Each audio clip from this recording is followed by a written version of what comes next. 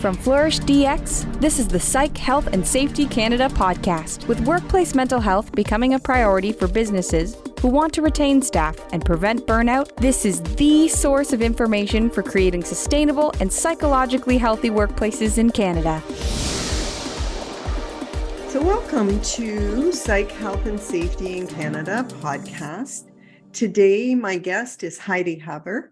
And Heidi, I want you to introduce yourself to our listeners and tell them how you got to be on a podcast about psych health and safety.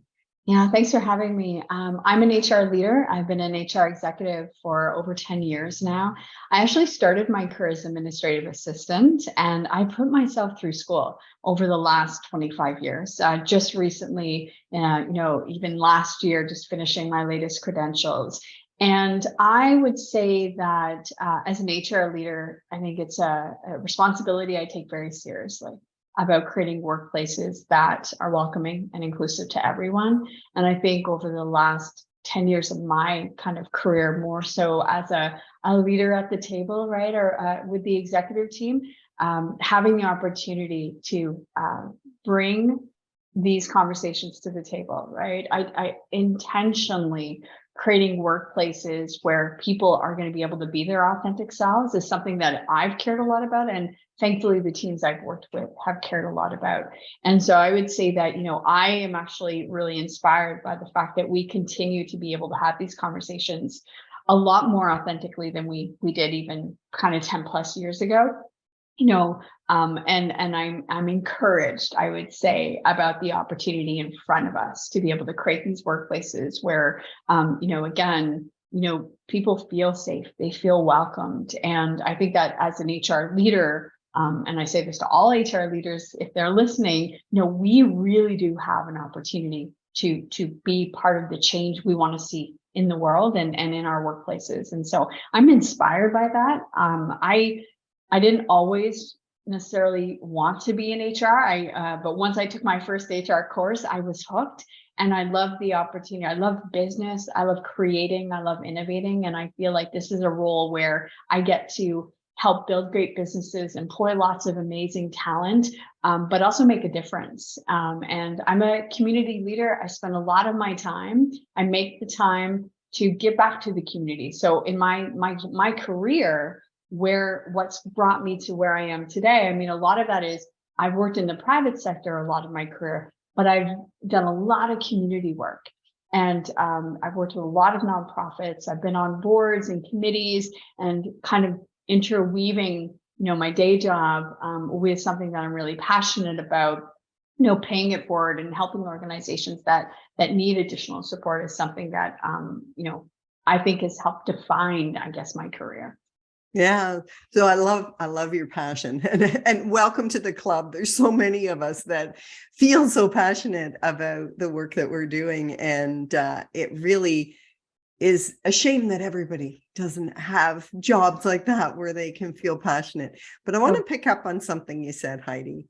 And it's the phrase, we want to bring our authentic self to work. And so the question that I have is, what if my authentic self is a blunt, cranky, miserable person? So I think self-awareness is a gift. And I think, before we even talk about bringing the authentic self, I almost feel like folks need to figure that out, right? We're all on a journey. And I think there's that exploration piece is really critical. I don't think that the blunt, cranky person is actually their authentic self. I think that is often a mask, right, that they're putting out there in the universe because they're not yet ready maybe to uncover some of the things that are, where some of that behavior masks, and I think that, I have this great aunt who's just such an inspiration. She's in her 90s, and she's always said to me, Heidi, it takes all kinds. And, I've always embraced everyone for who they are. And I've always kind of had that recognition that when someone is coming, what they think is really their authentic selves and really intentional, and maybe it's not their best self, it is still the self that they're, putting in front of you. And you have to work with that. And I think my goal is always to create trust, build credibility with any individual, and try to help uncover, beyond maybe that surface level behavior. I mean, my goal is never to change anyone. I want people to feel, and we talked about this, living your best life and being purposeful in the work you're doing. I wish that for everyone. I think my role as an HR leader, I think all of our roles as leaders is to help, create environments where people can feel authentically themselves. And my hope is that, people don't feel like they have to mask with maybe behaviors that aren't as positive because they're trying to hide things, right? Yeah. So you very much see the best in people and understand that less than ideal behavior isn't authentic. It's a coping strategy that maybe isn't all that effective for them. Absolutely. And I think as a leader, you need to be courageous enough to, unpack that a little bit and peel the onion back to understand, right? Is this behavior, is this person truly showing up the way they want? Most of the times when I reflect on my career and I've encountered some of those folks that are kind of really bold and just super negative, when you build trust and credibility and you can kind of over time work with that individual, a lot of times those people are the softest, kindest individuals. They just had a lot of lived experiences that have built up that, that barrier they put in front or in between you and them. And I think patience, right, and kindness, I think is really, really critical. And on the other side, we also both have appreciated this, met people who are all rainbows and sunshine, and that there's stuff there that maybe they're not unpacking and that they're not dealing with and managing. And even if they're coming off as very positive, that maybe somewhere they need to have, that connection with someone else to truly kind of, reflect on some of the things that, maybe aren't going well, but they're not willing to put it out there. So I'm not sure what is best, coming all rainbow and sunshines when you're not comfortable enough to navigate the things that are not going well, or someone who is, showing it's not going well. I think people do operate in different ways, right? Yeah. And true authenticity, as you say, is having self-awareness. Who am I really? And being able to then choose your behaviors and reactions because you are self-aware. Yeah. So and that's having a growth mindset, right? And really, I think that focusing on the journey, not the destination, recognizing that you as a human being, you evolve at different times and places as you kind of grow as a person. And then, ideally having that growth mindset and willingness to sit and reflect, what is this behavior saying? Who am I? Who do I want to be? All of those things I think is really, really critical. So in the last almost 3 years now, we've all gone through a life-altering situation. The entire globe has gone through a life-altering situation with this pandemic. How do you think people should be looking at, reflecting, having a growth mindset when we're still in it? I as someone who tries to be kind of glass half full and have a positive outlook on things, I do try to reflect on the things that were positive, if you can think of that as positive, after experiencing something that was unprecedented from a global perspective that has caused a lot of, sadness and a lot of hurt and a lot of fear. When I reflect on my own experiences, I have young children. And so, when the pandemic hit, we got to spend a lot more time together because they were home, and, yes, wearing multiple hats, being an executive and a partner and a daughter and a parent and a teacher now, and doing all of these different things. But when the world sort of was grounded, I think we all started to kind of slow down. Not by choice, but we all had to slow down. I think, I met more neighbors in our neighborhood than I have ever. I've spent more time outside as an adult than I have ever, family dinners became a thing again, right? Like, we didn't have activities to go to. And I remember reflecting and, on this with a lot of my friends about how, they started taking stock on, when things started opening up again, do we need to do all of these different activities? What really matters to our family? And I think it was the first time in a long time where people started to, again, not by choice, take stock on what matters to us. What is the most meaningful? How do we want to spend our time? And what do we need? What do we want? I think that's been incredibly powerful. My hope, and I know hope is not a strategy, I do wish for everyone that we don't lose sight of that as the world continues to open up. The world is different now. And I think it's, we don't yet know, the long-term impacts, not only on, the illness, but also on the psychological challenges that, living through a pandemic has brought to all of us. That fear, that anxiety, I see it with my children. They think about and express things and worry about things that none of us want our kids to have to be thinking about, but it is a reality. And so how do we take something that's been very difficult and negative, and how do we look at reframing that so we can say, I grew as a person because now I'm willing to make the right choices on how I want to spend my time, or how what matters to me. And I think I'm on the Great Reimagination camp, not the Great Resignation. I'm on the Great Reimagination. And I think that's truly inspiring. I think it's a moment in time in history. We will look back, and I think people will have really, with authenticity, figured out what they want their path forward to look like in a way that we didn't have in the past, because it was constantly go, go, go, go, go. This was that moment in time for everyone. So Heidi, we know that there's people like you who it's the great reimagination and they feel that they've grown and they're closer to their family. And then there's people who had a different experience of loss, of fear, of isolation, of being shunned. Yeah. As a manager in a workplace, and what would your advice be about dealing with the fact that none of your employees, none of your team are unchanged? I'm not sure. I think everyone was changed by this. I think some people are on a different stage in their journey, though, in terms of understanding, appreciating where they are with that.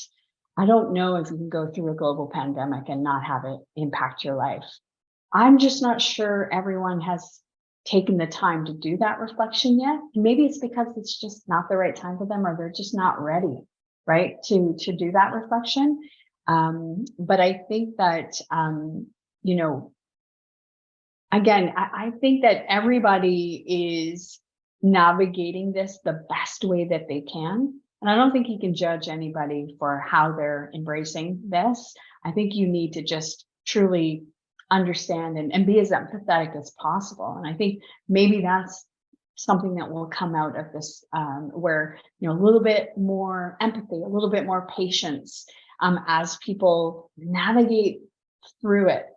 We're not on the other side yet. And I'm not sure, maybe we never will be. Maybe this will be one of those things that just transform the way that the world operates. And again, we'll take the good from it. We'll also navigate through the bad. But I think, a little bit of empathy, I think, is what the world needs right now. I always say this, people, I've said this many times, the world needs more kindness. And that might be being more, less judgmental about others who are maybe not navigating through it as easily or as eloquently as someone else. It's been hard. I think, we have to make choices. And I think it's, how do you choose to show up every day? And even that, just showing up sometimes is enough, is the choice that someone makes. Maybe they're not going to be their best selves, but maybe the other person engaging with that person can just recognize that maybe that person is not their best self today, and just be a little bit kinder and a little bit more empathetic. to enable that person to get through the day so they can show up their best self the next day. Yeah, that's a statement that we've made before, that a psychologically safe workplace is where whatever my best self is for today is optimized, right? That I can do whatever I'm capable of because it's a safe place to do that. Yeah. So Heidi, I know you work with leaders as well, and many of them are burnt out, exhausted, dealing with all the same family and personal and health issues that everybody else is. And we're asking them now to be empathetic. We're asking them to be kind. We're asking them, how do they do that from the place? Self-care, right? Self-care is super important. I think, and I mean, in all roles where you are responsible for others, if that's teacher or parent or leader, a lot of times, and I'm not saying anything that your audience won't, know, appreciate, and I've heard before, but it does start with the self-care you give yourself, the kindness you give yourself. And I think that, I think a lot of us fall into this trap where we spend so much time giving to others. We kind of avoid and almost, negate taking care of oneself.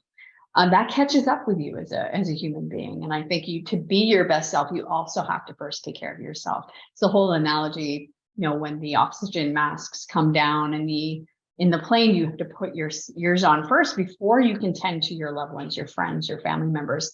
And I think that is true in every occasion, no matter where you are in your role. If you're the caretaker or the one being cared for, I think you have to take stock of that self-care piece. And I think that is incredibly important when we talk about creating a psychologically safe organization. Are our leaders leading by example? Are they setting the right frame? Are they developing the right framework? Are they leading by example so that others will follow suit more naturally? It's really tough to say as a leader, I want you to take time for you. I want to make sure you're taking your vacation. I want to make sure you're setting reasonable goals and priorities. I want to make sure that you take time off when you're not well. But if you're not doing that and you're doing the opposite, it is confusing, right, to your team. And so I think the leadership by example piece is really, really critical. Well, the message that I get when a leader says, do as I say, not as I do, is that that's good for people in your position. But if you want to get ahead, then you have to be like me.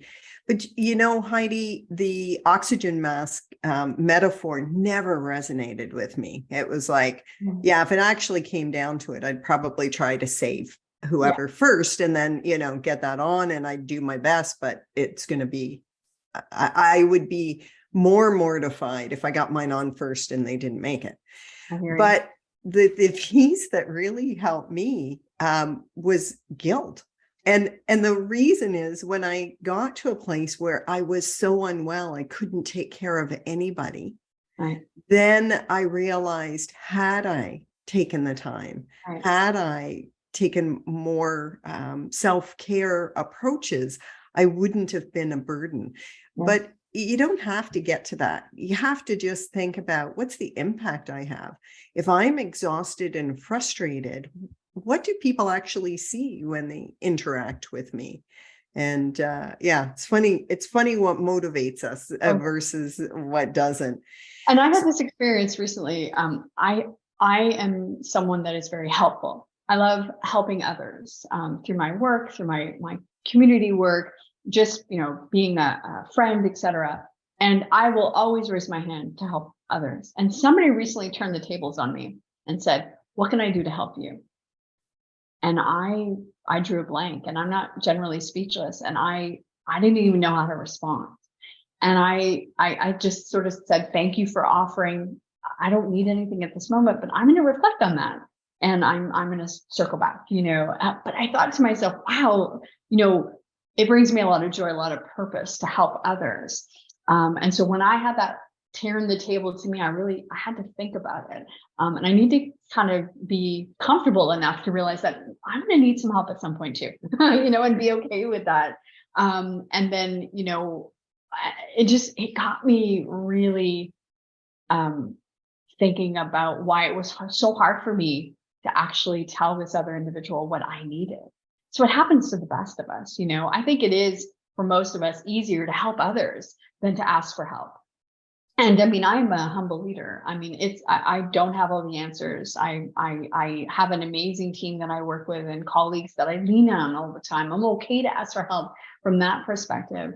But this was a different kind of ask. This was more, kind of just a general question. And it really made me start reflecting. And so I kind of put that out there to the audience. Like, when you go and help others, at some point they're going to ask you, what do you need? What do you want, right? And what's your answer going to be? I think it's just super profound. It's something that's gotten me thinking a lot. Yeah, I had a very similar experience and realized that, as you said, I feel joy in being able to help. I feel that I'm valued. I feel honored, that I'm trusted.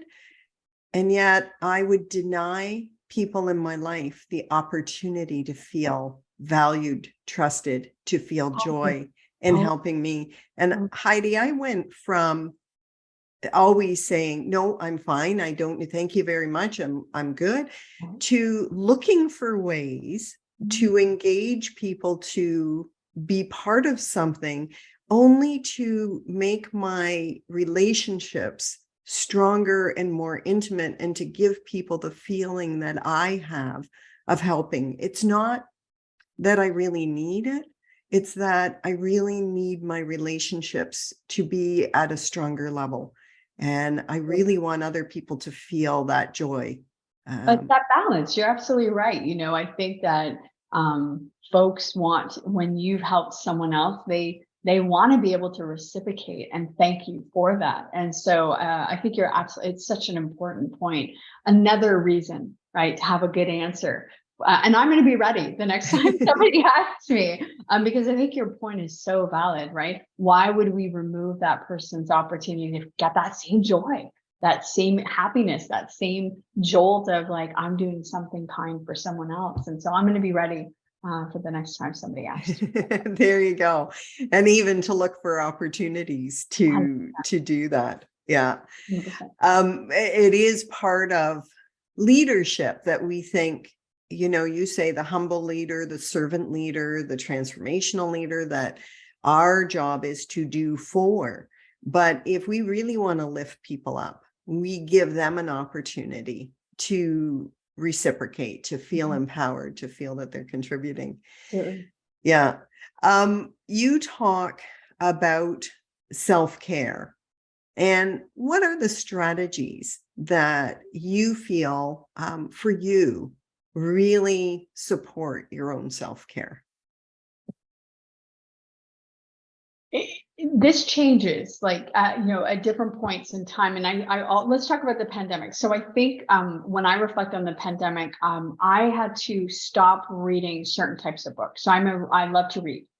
And there were certain books that I had to stop reading. I went through a phase where I could not read nonfiction anymore, and I had to read fiction, happy fiction, love story fiction, fiction with a happy ending.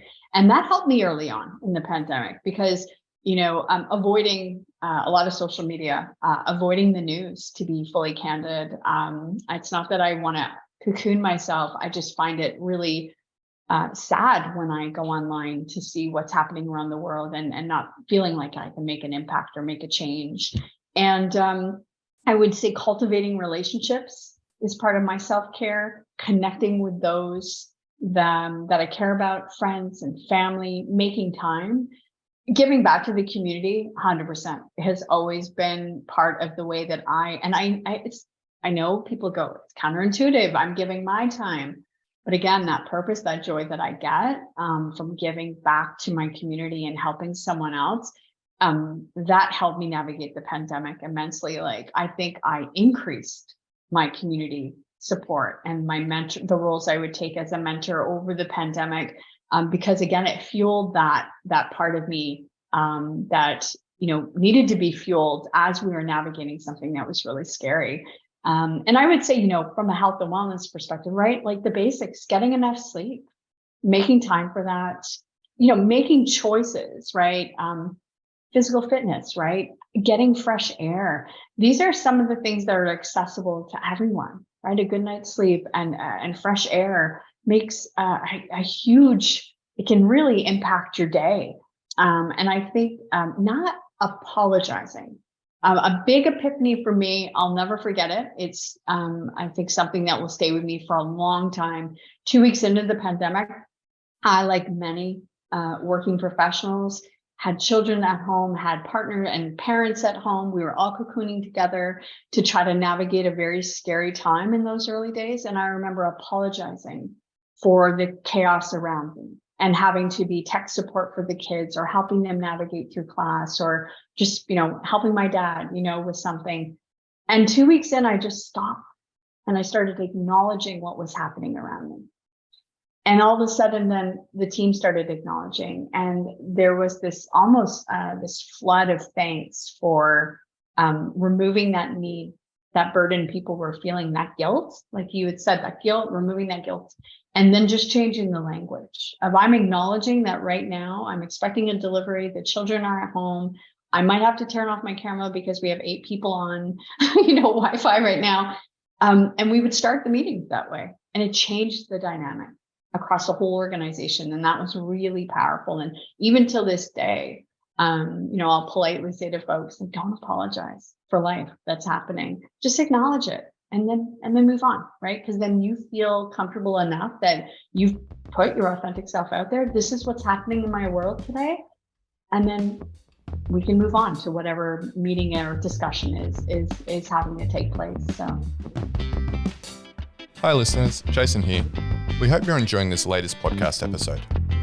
Now, if you're like Joelle, Alicia and myself and enjoy learning from the best, then the Flourish DX Academy is for you. The Academy includes free e-learning courses on the ISO 45003 standard for psychological health and safety at work, and associated topics such as how to conduct a psychosocial risk assessment and how to create the business case for psych health and safety. All courses feature high-quality videos, downloadable resources, multi-choice questions, and a downloadable training certificate on completion. Take your learning to the next level with all Flourish DX Academy courses included within the Flourish DX mobile app. Select podcast episodes from the Psych Health and Safety podcast and sister podcasts from Canada and the USA are also included. Get started with Flourish DX for free at www.flourishdx.com/get-started. That's www.flourishdx.com/get-started. Now back to this episode. Yeah, isn't it interesting how the pandemic has really contributed to that authenticity? I had somebody say to me early on, I saw my boss as my boss. And then when we had to do this, I realized that my boss was a parent, was a pet owner, was a human dealing with things that I never thought about. I just thought about them giving me instructions and me wanting to, not get in their bad book. So it's it level-setted things, right? I think for a lot of people. I think it created connections in ways that we wouldn't have otherwise experienced. Some people still are uncomfortable about bringing their personal lives into the workplace. I think that all went out, out the door when the pandemic happened because, it was real. Right? We were all experiencing it for the same time, for the first time. I think the other thing too is, we've made strides around being vocal about mental health and wellness over the years. I think the pandemic helped, again, speed that up a little bit because people were navigating things that were very scary, caused a lot of fear, a lot of anxiety. And I think, again, it created opportunities to have those discussions and to explore it. The whole notion of how are you? I'm fine. We all knew you're not. So okay, that's good that you're fine, and what else, right? And kind of, peeling it back a little bit more to get to the crux of how our people are doing. I think even now, right, we rush through life a lot. And, even the idea of how are you doing when someone will say, oh, I'm really good. I'm like, great. What is it that's good? What's going well? Tell me, share with me, celebrate, like, let's celebrate together. What's going great in your life? And then so that conversation evolves into something else. So we can kind of slow things down a little bit, unpack things, truly find that connection. And again, I think that goes back to creating that safe environment where when you have that connection, it's a lot easier when the person has to reach out or you have to reach out to say things aren't going fine anymore and I need to explore that. Yeah, that's really well said, Heidi. And I think it is helping us shift, right, to something that's better. I believe, like you, I try not to be little Mary Sunshine, around everything. I understand there's been pain and loss and sorrow, but the more that we can share coping strategies, share how we deal with stressors, share how we are getting through the day, the more that we can help lift others up as well.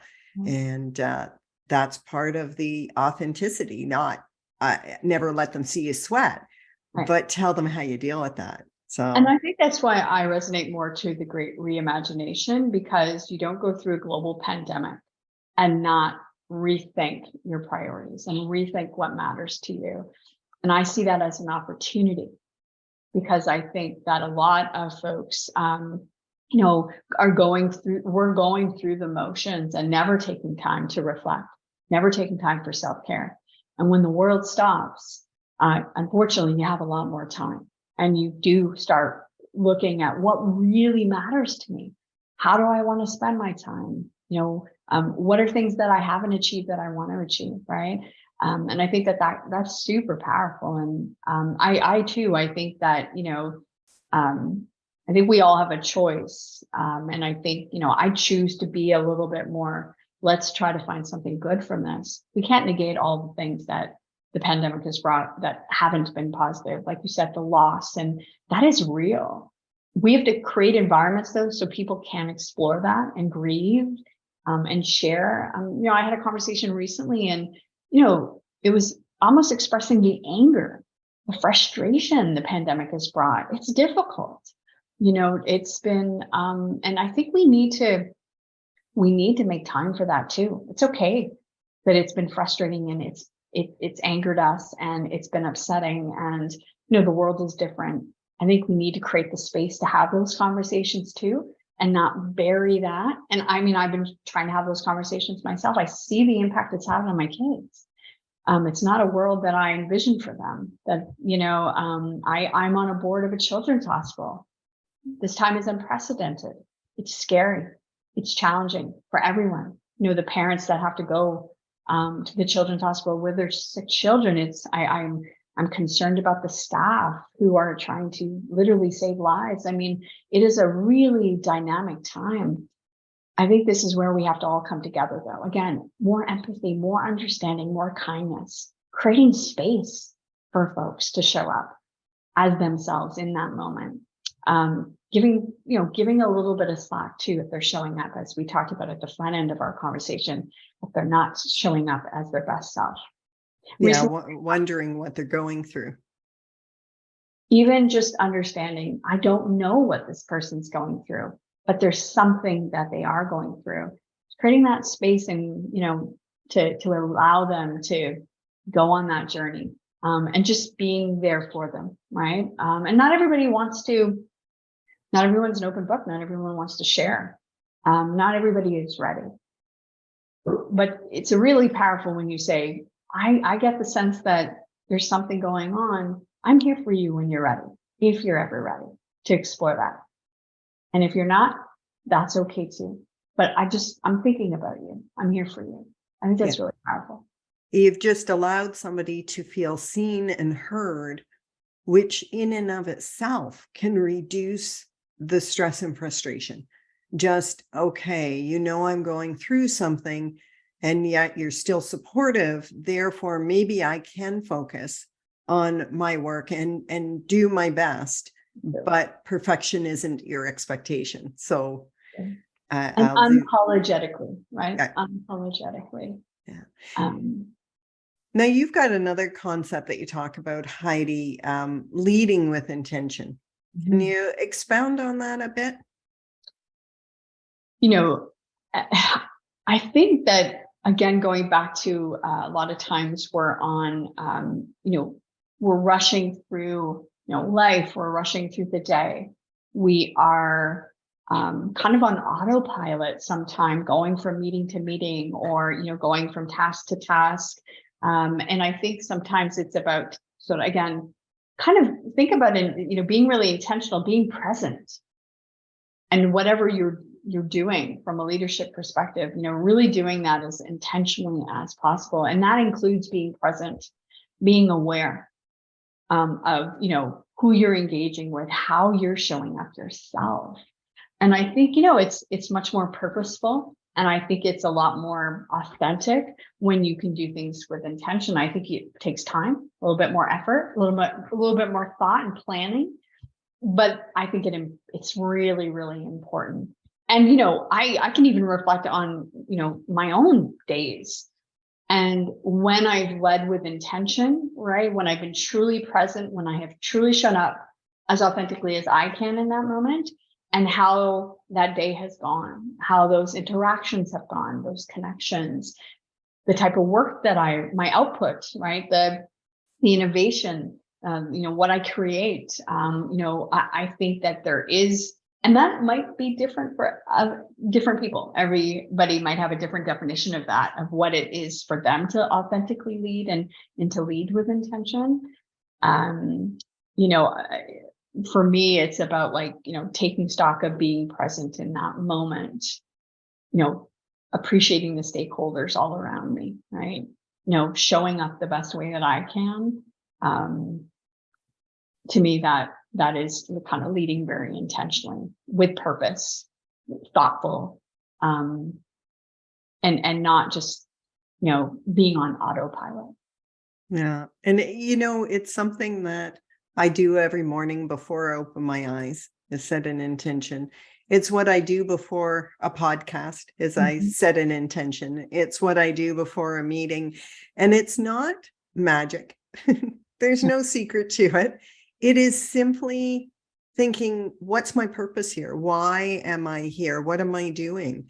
And I think that it is that moment of reflection that can help you be less reactive and more likely to accomplish what it is you want to accomplish. It's such a tiny thing, but it's such a powerful thing.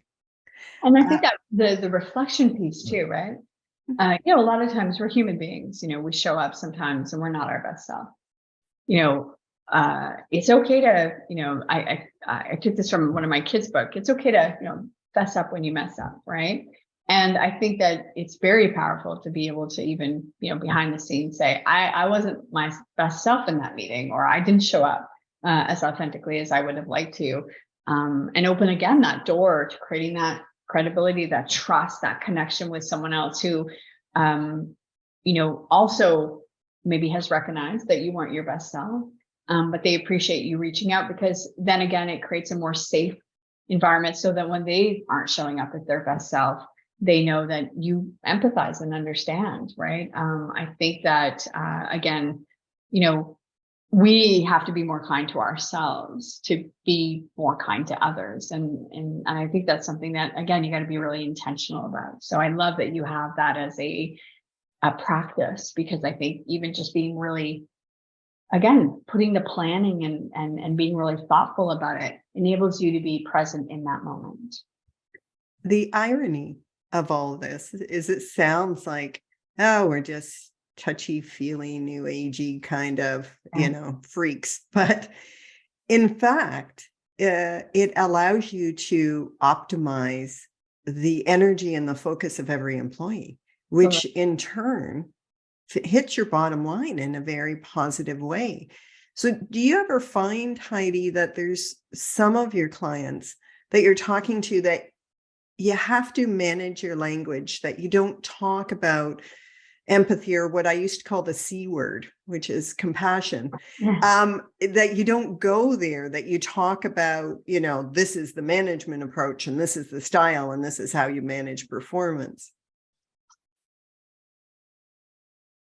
I spent a lot of my time in the technology sector. And so I've gotten really good at still being authentically me, but also being able to find connection with the other individuals that may speak better with data, right? So like I'll bring the data to the table, but still provide the insights and still say, I feel really strongly about this, but now you'll see why.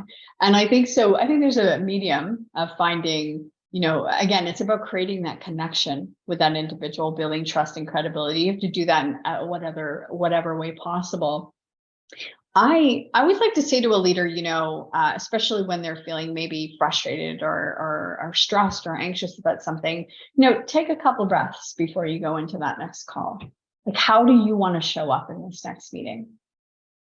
And I want you to think about that, because you got one shot to go and have that conversation with your manager or your colleague or your team member. Take a couple breaths, just humor me. And now, because a lot of us work remotely, I'll say, go do a couple jumping jacks, get that cortisol level working for you in a more positive way. Take a couple deep breaths and think about the fact that you've got this one shot to either build trust, right? Add to your trust bucket or take away from that. And I think sometimes just even that reflection, and I do this myself all the time as a parent, and it's not perfect. I'm a work in progress.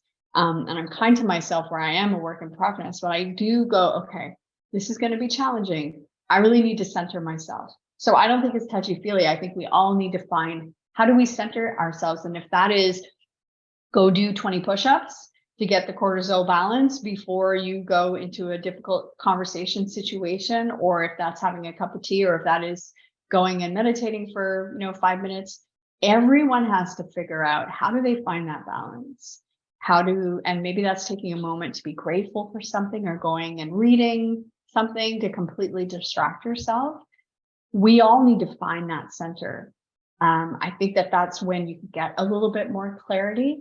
And so, I try to help the leaders that I work with and the employees that I work with, and, my colleagues, help them find that center, because it's different for everyone. And what works for me isn't going to work for them. So how do you inspire them, I guess, to help them at least do the reflection to figure it out? Yeah, that's wonderful. It also means they're going to live with a lot fewer regrets because they're not reacting from a place of emotion. They are responding in an intentional way, the way that they want to. Right.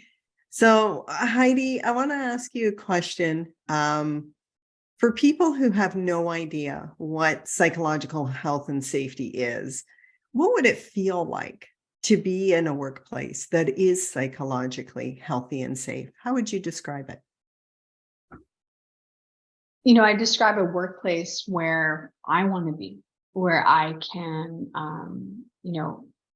work in a position that brings me joy, that brings me happiness, that I'm working with colleagues that I feel have my back and are there to support me and help me along my journey. I'm working with leaders that define what success looks like and give lots of feedback, that are committed to my success and are helping me create that pathway, no matter what it is that I want to achieve, that I can come to the workplace every day exactly how I need to, and that's when I'm having a great day, and when maybe I'm not having a great day because there are things happening in my world that are maybe taking me off my game, where there's opportunities to truly connect with others, that isn't just surface level, that isn't just about work,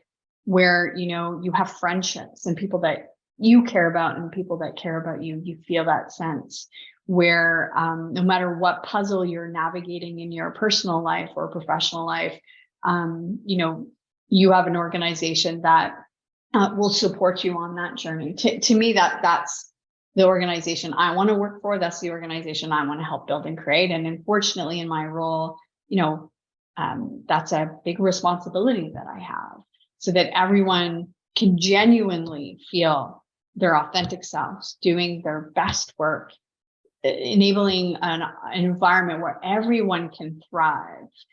And I think we've made a lot of progress. Like you said, I think there are still some organizations that haven't yet started on that journey. I do believe, though, that, and I'm hopeful that, we are going to get to a place where no matter who you are and, where you are in your journey, you can find an organization where you feel like, this is a place where I can be my authentic self, where I can thrive, where I can be successful and feel cared for and supported. And again, I think, we all have a role to create, right? I mean, you can be a great HR leader and value this. And unless you have the whole organization on board, including all the team members on board to help cultivate and create that environment, it's not going to work. So I think we all have a role to play, including creating space maybe for your colleagues when they're having an off day, or they're navigating something difficult, or they're needing just advice and counsel on a project. I think if you can create that space, create that openness, and also, just ingrain that into your culture, where, it is a safe place, where, and I think it comes to, from a communication perspective, leading by example again. To say we're an organization that is very trustful and we have a lot of credibility, but all of the decisions are kind of always kept up here and not distilled down to the organization, well, then that is kind of counterintuitive. So again, leading by example.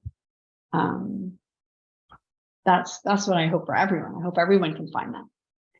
What would you say to employers who say, well, that's all great, but we only have minimum wage jobs, lots of turnover, and it's difficult, unrewarding work? How many of the things you described can still happen there? What would be your advice for Nothing them? I described cost, everything I described didn't cost anything, right? Yes, someone could argue, well, we don't have the budget to put in this kind of program or this. I'm just talking about being a great human being, right? Being kind and open and trusting, cultivating great communication. I think that every organization has an opportunity to create an environment where their team can show up doing. I think all work is purposeful. I think I think it, again, mindset shift for sure. My little boys, they flip flop from wanting to be game developers to CEOs to garbage men to building homes, and we celebrate all of those roles because that makes the world go round. And that's, I think, we can't underestimate the importance. I've made a joke about this in the past. If I was Prime Minister of Canada, I would, like the volunteering that needs to be done now in our high schools, I would also have everyone go and work in a customer service or a retail job, because I think that builds better empathy, better appreciation. Those are really important jobs, and they're tough jobs. And I think that, there are days, and let's explore that. Like, let's say you are working in a restaurant and you're navigating individuals that may not be coming in as their best selves. Having an employer that is open to help support that individual, stand there and have that person's back as they're navigating maybe a difficult conversation with a client or customer, and then always being open, right? To be, if you're having a tough day, we're here for you, right? The door is always open. I work from home remotely, and I used to always be able to say my door is always open, and it would literally be open. It's not open anymore because we're working remotely, but my calendar is fully open, meaning, and every time I meet someone, I let them know that while my calendar is private because I'm an HR leader, my calendar is fully open, meaning you can book 15 minutes, an hour with me at any point in time. I think every leader has the ability to offer that up as an opportunity. And I think right there, that small, subtle opening to, I'm always available to connect with you. I think that can be really meaningful. And that's something every employer can do. So that brings me to Heidi. If people wanted to get in touch with you, if they wanted to connect with you, how would they do that? I'm on LinkedIn. It's probably the only social media tool that I do actively use. So I'm on LinkedIn, and that would be the best place to connect with me. I connect with folks around the world to share, best practices around things we're doing in the workplace. And I love to connect with others to learn about what they're doing. And again, I think that, a lot of the things that, you can do don't cost money. Doesn't require a lot of planning. I think it's just, again, we've talked about some of these things, leading by example, right? Showing up as authentically as you can, and making it okay for others to, not apologizing, simply acknowledging what's happening in your world, in their worlds, and creating space for openness and for that connection. And recognizing too that sometimes it takes a little longer for someone to create a connection with you, to trust. And that's not about you, that's about them. And you need to create the safe enough space for that relationship to kind of bloom.